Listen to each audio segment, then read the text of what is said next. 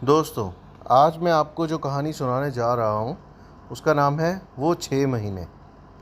कहानी में आगे बढ़ने से पहले आपको ये बताना चाहता हूँ कि ये स्टोरी भावुक होने वाली है, और अगर आपने किसी नज़दीकी को खोया है तो ये आपकी यादों को ताज़ा कर सकती है, आपके ज़ख्मों को कुरेद सकती है।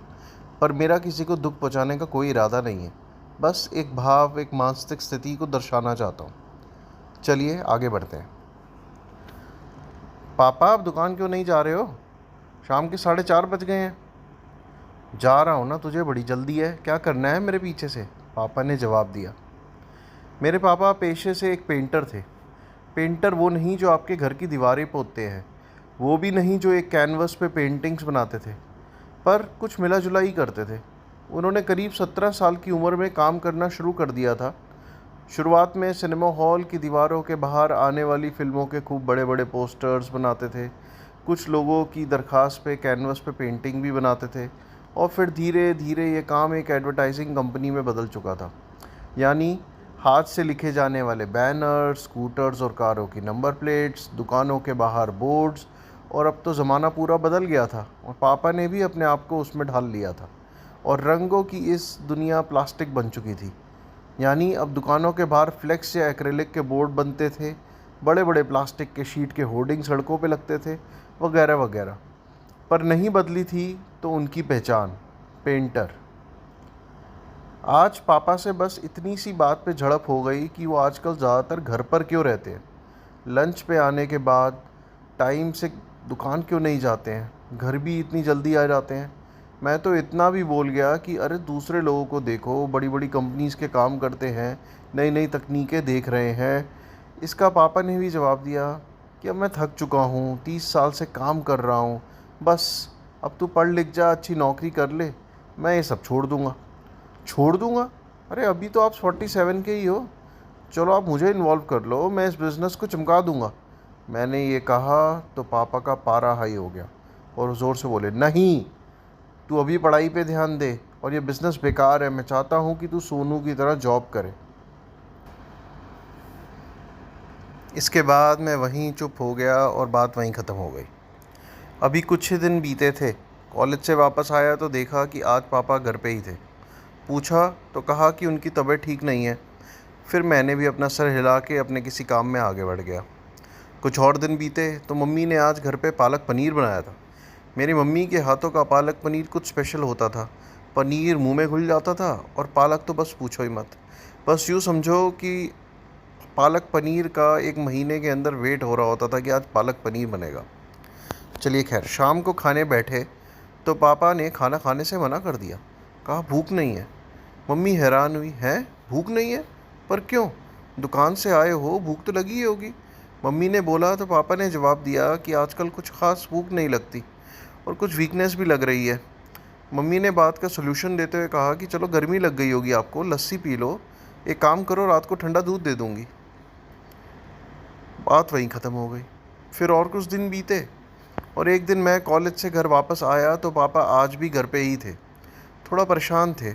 मम्मी ने बताया कि पापा ठीक नहीं है, उनका वेट भी अचानक से 3-4 किलो कम हो गया है। डॉक्टर ने दवाई दी है और आराम करने को बोला है। डॉक्टर ने कुछ टेस्ट भी बोले हैं, करवा लिए हैं, रिज़ल्ट आने वाला है। मैं थोड़ा चिंतित तो हुआ, पर ध्यान नहीं दिया। शायद मन में एक धारणा थी कि डॉक्टर तो कुछ भी होने पे टेस्ट लिख दिया करते थे, वो भी तो उनकी कमाई का एक ज़रिया होते थे।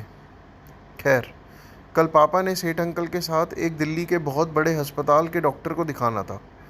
अब पापा को हल्की खांसी भी आने लग गई थी, और पिछली दिक्कतें भी ठीक नहीं हुई थी।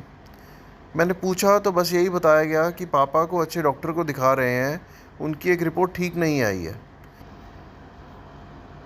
मैंने और भी बड़ी जानकारी ली, पर संतुष्ट था कि सेठ अंकल जो हमारे परिवार में समझदार माने जाते हैं और वो लेके जा रहे हैं, तो कुछ अच्छा इलाज ही होगा। रात को अंकल मिले। कुछ सही से जवाब नहीं दिया, बस कहा कि दवाई लिख दी है और आराम करने को कहा है। उसी रात मैंने घर के बाहर झांका तो देखा कि मेरे भैया भाभी घर के बाहर ही खड़े थे, पर अंदर नहीं आ रहे थे। कुछ बहुत गहरी सोच में थे, बहुत चुप थे दोनों। कुछ चिंता थी, शायद उन्हें जो उन्हें सता रही थी, जो घर में आने से भी घबरा रहे थे। थोड़ी देर में अंदर आए, पापा से मिले, हालचाल पूछा। और बिना कुछ खाए बस चल दिए। आज बहुत कुछ अलग हो गया था। जब से पापा डॉक्टर को दिखा के आए थे, उनके साथ घर में कुछ और भी आ गया था। खामोशी आ गई थी। जी, घर के माहौल में खामोशी आ गई थी। पापा और मम्मी शांत हो गए थे। मेरे सामने कुछ बात भी नहीं कर रहे थे। पर मेरे मन में बहुत सवाल थे। पर मुझे बस इतना ही बताया गया कि पापा बहुत बीमार हैं और कुछ समय लगेगा उनको ठीक होने में। बहुत ज़ोर देने पे मम्मी ने बताया कि 4 से 6 महीने लग सकते हैं उन्हें ठीक होने में, और हमें साथ देना है। साथ देना है। अब मुझे बहुत चिंता होने लग गई थी। पर मैं बेबस था। पर मेरे अंदर भी बहुत सवाल थे, जैसा क्या हुआ है, कैसे हो गया, कब तक ठीक होंगे। हमें साथ देना है, पर कैसे। पर मुझे कुछ कुछ कुछ पूछ नहीं सका। सही नहीं लगा। लगा जैसे दोनों बहुत परेशान हैं और मैं अपने सवालों से उन्हें और परेशान ना करूं। मेरे पापा हमेशा से ही थोड़े मोटे थे। पेट हल्का बाहर और चेहरा भरा हुआ। पर जब से बीमार हुए थे, पेट तो बिल्कुल अंदर चला गया था और चेहरे से भी रौनक चली गई थी। गले की 2 हड्डियां भी अब दिखने लगी थी। और मेरे अंदर रह रह के वही सवाल आ रहे थे कि हुआ क्या है, कब तक ठीक होंगे, कब तक ये दवाइयाँ चलेंगी। जवाब ना मिलने से मेरे अंदर का चिड़न आ गई थी और अब बस गुस्सा भी आने लगा था कि सब तो ठीक चल रहा था, ये परेशानियाँ क्यों आ गई, कहाँ से आ गई, और ये कब जाएंगी। फिर इन सब का जवाब भी मिल ही गया और पूरी सच्चाई से कुछ नहीं छिपा। मेरे एक अंकल ने अब बताया कि मेरे पापा को कैंसर हो गया था, लीवर कैंसर। डॉक्टर ने बोला था कि लास्ट स्टेज में ही पता चला है और दवाइयाँ शायद असर नहीं करेंगी। कीमोथेरेपी से इलाज मुमकिन तो है, पर इतने पैसे लगने के बाद भी चांसेस बहुत कम थे सर्वाइवल के। वो आज रुके ही नहीं। उन्होंने आगे बताया कि इनकी तबीयत दिन प्रतिदिन ख़राब होगी और पापा के पास सिर्फ कुछ ही महीने बचे थे, शायद 6 महीने। कैसे हुआ ये कह नहीं सकते। बहुत सालों पहले पापा का एक ऑपरेशन हुआ था, शायद वो वजह हो सकती थी, पर पक्का नहीं है। कुछ टूट गया था मेरे अंदर ये सब सुन के। सांस खींचनी पड़ रही थी, आंखों में आंसू आ गए थे। अब पिछले दिनों में जो सब हुआ था वह अब समझ आ रहा था। हमें साथ देना है उसका मतलब भी समझ आ गया था। ये क्या हो गया था मेरे पापा के साथ। वो पापा जो हंसमुख थे, सब उन्हें पसंद करते थे, कभी किसी से कोई बैर नहीं, किसी का बुरा नहीं किया। फिर उनके साथ ये सब क्यों। क्यों भगवान, क्यों मेरे शिव जी, उनके साथ ऐसा क्यों। नहीं, मैं उन्हें कुछ नहीं होने दूंगा। सब दवाई टाइम से दूंगा, साथ रहूँगा, खुश रखूँगा, कुछ नहीं होने दूंगा। मुझे मेरे शिव जी पे पूरा भरोसा था। अब भगवान ही थे जो कुछ कर सकते थे। ये मेरे अकेले का विश्वास नहीं था, मेरे पूरे परिवार का था।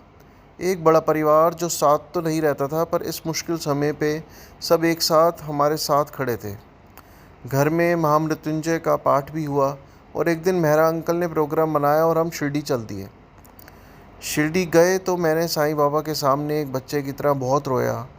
और सिर्फ मैं ही नहीं, मैंने देखा कि मम्मी, मेरा अंकल, उनकी फैमिली के भी आंखों में आंसू थे और दिल में एक आशा थी। मेरे पापा जो हमारे साथ ही खड़े थे, वो शांत खड़े थे और साईं बाबा को देख रहे थे। शायद सोच रहे होंगे कि उनके साथ ऐसा क्यों हुआ, या शायद हमारी तरह आशा कर रहे होंगे कि वो जल्दी ठीक हो जाए, या शायद ये सोच रहे थे कि उनके बचे हुए दिन शांति से गुजर जाएं और उन्हें ज़्यादा दर्द ना हो, या तो फिर शायद प्रे कर रहे होंगे कि उनके बाद उनका परिवार खुश रहे, स्वस्थ रहे। अब दर्शन करके होटल लौटे, रात रुके और सुबह उठे तो ये क्या, पापा की सेहत तो ठीक हो गई थी। मतलब उनका पेट जो अंदर चला गया था, आज अचानक सुबह थोड़ा नॉर्मल लगा। मेरी आंखों में भी आंसू आ गए। मैं खुश हो गया कि साईं बाबा का चमत्कार हो गया है, पापा ठीक हो रहे हैं। एक खुशी और अचंभे की लहर दौड़ गई और मैंने मेहरा अंकल को बताया। मेहरा अंकल कमरे में आए, उन्होंने देखा। पापा भी ये सब देखकर थोड़ा हैरान हुए। मेहरा अंकल आए और वो थोड़ा सोचे और कहा, बेटा ये ठीक नहीं हुआ है, ये नेक्स्ट स्टेज आ गई है और अब पापा के अंदर जो भी है वो अब सब पानी बन रहा है। उन्होंने पापा के पैर को एक कोने से दबाया और हमने देखा कि वो दबा ही रह गया। जैसे टमाटर को दबाते हैं, दबा रह जाता है, ठीक वैसे। साबित हो गया था कि उनके अंदर का अब खून पानी बन रहा है। ये सब देख के एक बार मन फिर भर आया। जो 2 पल की खुशी मिली थी वो मिट्टी के खिलौने की तरह टूट चुकी थी। बस किसी तरह अपने आप को संभाला, पर मेरा विश्वास अटूट था। मैं अब भी प्रार्थना कर रहा था कि वो ठीक हो जाए। पता नहीं क्यों अंदर एक दिल के कोने में विश्वास था कि वो ठीक हो जाएंगे। एक दिन सेठ अंकल आए। उन्होंने देखा कि हमारे घर में एक छोटा और पुराना टीवी लगा है जिसे पापा देखते हैं, जो ठीक से चलता भी नहीं था। तो अगले ही दिन उन्होंने हमारे घर नया सैमसंग का एलसीडी टीवी गिफ्ट कर दिया। ये सब इसलिए कि पापा को थोड़ी खुशी मिल सके। मैंने भी एक दिन सोचा कि उन्हें पेन ड्राइव के ज़रिए एक मूवी दिखाता हूँ, मुन्ना भाई एमबीबीएस। मैंने भी पहली बार देख रहा था, सुना था बहुत अच्छी है और सोचा कि पापा को भी अच्छी लगेगी। मूवी में सब ठीक था, पापा का भी ध्यान अब थोड़ा मूवी पे जा रहा था। और पापा जो अब शांत हो गए थे, ना किसी से ना बोलना ना कुछ कहना, बस बिल्कुल चुपचाप वो आज ध्यान से मूवी देख रहे थे। अब अगर आपने मुन्ना भाई एमबीबीएस देखी है तो उसमें एक कैरेक्टर जो कि जिमी शेरगिल ने निभाया था, उसे कैंसर हो जाता है, जिससे संजय दत्त यानी मुन्ना उन्हें खुश तो करने की कोशिश करता था, पर अंत में जिमी शेरगिल के कैरेक्टर की मृत्यु हो जाती है। मुझे ये सब नहीं पता था कि ये मूवी में ऐसा होगा, और मेरे साथ ये सब सीन्स पापा ने भी देखे, और वो पापा जो शांत थे वो आज फूट फूट के रो पड़े थे। हाँ, मैंने उन्हें ना चाहते हुए भी रुला दिया था। मुझे पता ही नहीं था कि मूवी में ऐसा कुछ होने वाला है। मैं उन्हें दिखाता ही नहीं। आज जो मैंने अनजाने में कर दिया था, शायद मैं कभी भी ना भूल सकूं। पर तब भी उस मूवी से एक चीज़ सीखी। एक नाई को घर बुलाया और उनकी कटिंग शेव करवाई, जो पता नहीं कितने समय से नहीं हुई थी। उससे पापा अच्छे दिखे। मैं खुश तो हुआ, और जो आंसू आए वो दुख के ही थे। ऐसा नहीं था कि इन सब में मैं अकेला था या हम अकेले थे।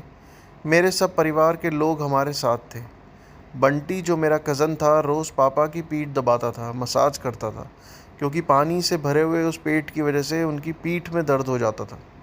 कपिल और सोनू जो मेरे पापा को मेरे लिए आदर्श लगते थे, वो भी सिर्फ उनके लिए बनारस गए थे, उनके लिए आयुर्वेदिक दवाइयाँ लेने, क्योंकि किसी ने कहा था कि किसी की दवाई लेने से वो ठीक हो जाएंगे। सब साथ थे, पर तब भी बहुत कुछ अधूरा था। पर मेरा विश्वास मेरे शिवजी पे कायम था। मुझे यकीन था पापा ठीक हो जाएंगे, और मैं रोज़ यही प्रार्थना करता था कि वो ठीक हो जाएं। अब मार्च आ चुका था। मुझे याद है 22 तारीख थी। पापा ने बस इतना ही कहा इशारों से कि उन्हें सांस लेने में दिक्कत हो रही है। मैंने अपने परिवार को बताया और हम उन्हें प्राइवेट अस्पताल ले आए। आपको जानकर हैरानी होगी कि प्राइवेट अस्पताल जिनके मालिक पापा को जानते थे, उनसे इतना काम करवाते थे, अच्छे संबंध थे, उन्होंने उन्हें एडमिशन देने से मना कर दिया और कहा कि कुछ नहीं बचा है इनमें, आप इन्हें घर ले जाइए। मैं बस सुनता गया। मेरे में इतनी क्षमता ही नहीं बची थी कि मैं उसका जवाब दे सकूं। दुनिया अपने मतलब की होती है, पापा से ही सुना था, आज उनके होते देख भी रहा था। खैर, मेरा सारा परिवार साथ था और उन्होंने सरकारी अस्पताल में भर्ती करवाया। अस्पताल नया ही खुला था तो सब सुविधाएं थी। अब मेरे पापा बोल भी नहीं रहे थे, बस एक ऑक्सीजन मास्क लगा था। आंखें कभी खुलती थीं, कभी नहीं खुलती थीं, और मैं अब भी भगवान से प्रार्थना कर रहा था कि सब ठीक कर दो, मेरे पापा को ठीक कर दो। आज हॉस्पिटल में 2 दिन हो चुके थे। पापा अब वेंटिलेटर पे थे। उनके मुंह के अंदर पाइप्स और एक्सप्रेशन कुछ नहीं बचे थे। पूरे दिन पापा को ऐसे देखकर मैं वापस बंटी के घर डिनर करने आया, जो मेरे साथ वाले घर में ही रहता था, और उनके घर खाना खाते हुए मैं बिखर गया और मैं ज़ोर ज़ोर से बोल रहा था कि भगवान, मैं अब तक आपसे ये कहता रहा कि मेरे पापा को ठीक कर दो, मेरे पापा को ठीक कर दो, पर मैं आज आपसे प्रार्थना करता हूँ, आपसे रिक्वेस्ट करता हूँ कि मैं अपने पापा को ऐसे दर्द में नहीं देख सकता। आप उन्हें मुक्त कर दो, आप उन्हें मुक्त कर जाओ, आप उन्हें ले जाओ अपने साथ। और फूट फूट के रो पड़ा और रोते रोते ही सो गया। हॉस्पिटल में मेरी शिफ्ट पापा के साथ सुबह 5 बजे शुरू होती थी और मैं अगले दिन समय से पहुंच गया। मैं सुबह पापा को देखा, वो वैसे ही थे जैसे रात को छोड़ के गया था। मैं पापा से मिला और नर्स स्टेशन पे कुछ पूछ ही रहा था कि मेरे पापा के साथ वाले पेशेंट के अटेंडेंट बाहर आए और बोले कि मुझे पापा बुला रहे हैं। मैं भागा, नर्स भी आई। पापा ने हाथ आगे बढ़ाया, उन्होंने मेरा हाथ पकड़ा और वेंटिलेटर का साउंड एक लंबे बीप के साथ बरसता रहा और आखिर में बंद हो गया। पापा अब चले गए थे। भगवान ने मेरी सुन ली थी। बस इतनी सी थी ये कहानी।